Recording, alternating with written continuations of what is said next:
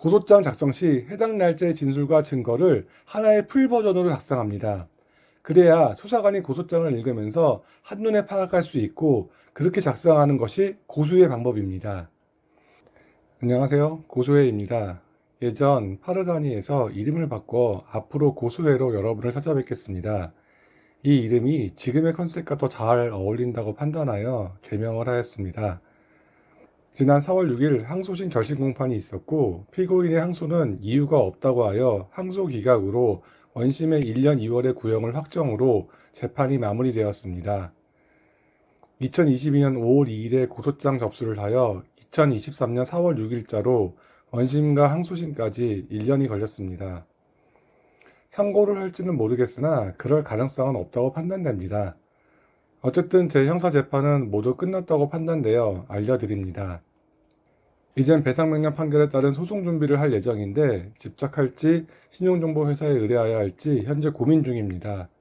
관련 내용을 결정을 하는 대로 다시 알려드리겠습니다.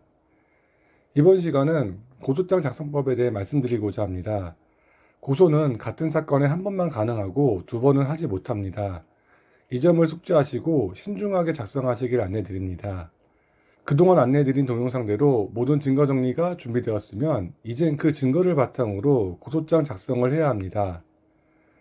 저는 고소장 작성을 하기 전 정리된 모든 증거를 시간 순서에 따라 날짜별로 엑셀 파일에 정리를 하였습니다.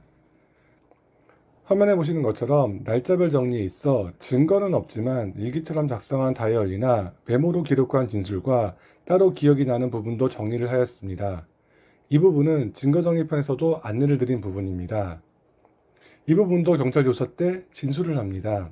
수사관에게 고소장 진술에서 증거가 없는 진술은 모든 것이 기억이 나서 작성한 것이 아니라 해당 내용은 일기처럼 작성한 다이어리 내용을 바탕으로 정리한 것임을 경찰 조사 때 이야기했습니다. 그리고 혹시 증거로 제출을 원할 경우 다이어리를 제출하겠다고 했으며 수사관 또한 수사 중 필요하면 요청을 하겠다고 했으나 사기꾼이 해당 진술을 나중에는 모두 인정을 하여 따로 제출하지는 않았습니다. 그리고 화면에 보시는 것처럼 날짜별로 정리된 증거 리스트에 해당 증거와 핵심 내용을 보며 고소장 진술을 날짜 순으로 정리를 했습니다.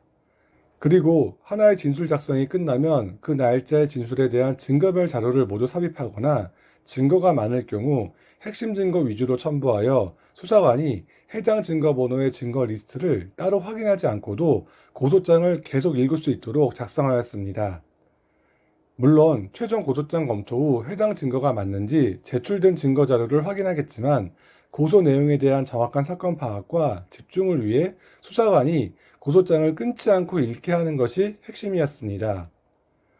고소장 작성이 사실 형사소송의 핵심입니다.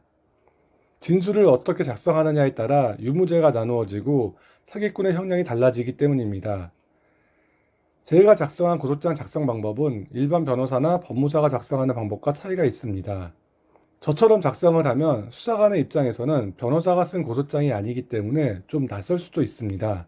하지만 수사관의 입장에서 변호사나 법무사가 쓴 고소장을 더 많이 봤을 가능성이 있어 내용을 파악하는데 법적인 전문 용어가 아닌 부분에 낯선 느낌은 있겠으나 일반인의 입장에서 쓴 고소장인 관계로 변호사들이 쓴 것보다 훨씬 자세하여 이해하는 데 수월했다고 수사관이 말해주었습니다. 고소장을 이렇게 써야 한다는 정해진 형식은 따로 없습니다.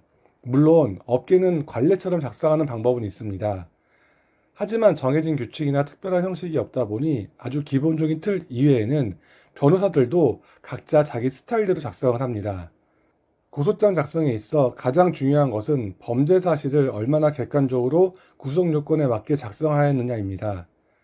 사기의 구성 요건과 범죄 구성 요건 등 사기 관련 내용을 자세히 나누어서 작성을 하는 것이 중요합니다.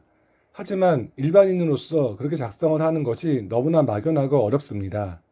만약 제 증거정리 관련 동영상을 보시면서 해당 증거들을 안내한 대로 본인들이 가지고 있는 증거를 정리하셨다면 고소장 작성을 하는 데 있어 일단 어떤 내용으로 작성할지에 대한 막막함은 분명 없습니다. 이 부분은 정말 자신있게 말씀드릴 수 있고 각 동영상에서 강조했습니다. 글재주가 없어 내용을 어떻게 풀어 써야 할지가 막막하실 것입니다.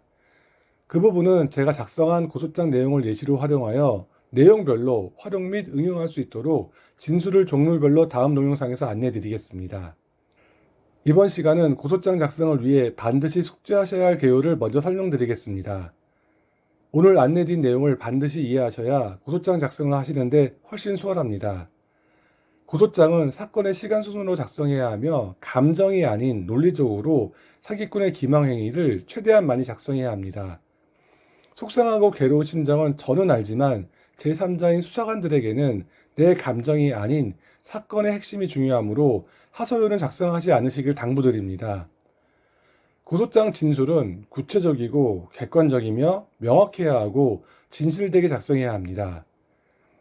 모든 진술 내용은 한마디로 사기꾼이 내게 언제 어디서 무엇을 어떻게 했다라는 것을 있는 그대로 자세히 작성하고 해당 증거를 첨부하여 진술하면 됩니다. 사기죄는 변제 능력, 변제 의사, 편취 한도의 용도를 속였을 경우 사기죄에 해당됩니다. 하지만 피해자인 우리는 사기꾼의 변제 능력이나 돈을 쓴 용도를 정확히 모르는 경우가 많습니다. 그래서 고소장을 바탕으로 사실 여부는 경찰이 조사하여 입증할 것입니다.